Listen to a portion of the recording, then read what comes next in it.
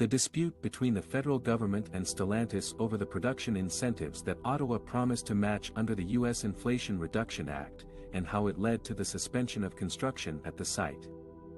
Stellantis is one of the world's largest automakers, with brands such as Chrysler, Dodge, Jeep, Ram, Fiat, and Peugeot.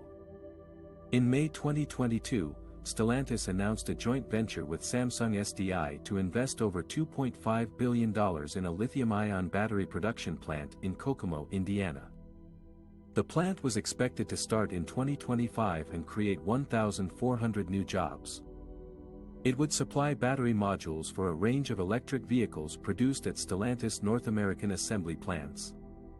However, Stellantis also had plans to build another battery plant in Windsor, Ontario, Canada, as part of its strategy to electrify its vehicles and meet the demand in both countries. The company was counting on the federal government to match the incentives offered by the U.S. Inflation Reduction Act of 2022, which provided tax credits, grants, and loan guarantees for clean energy projects.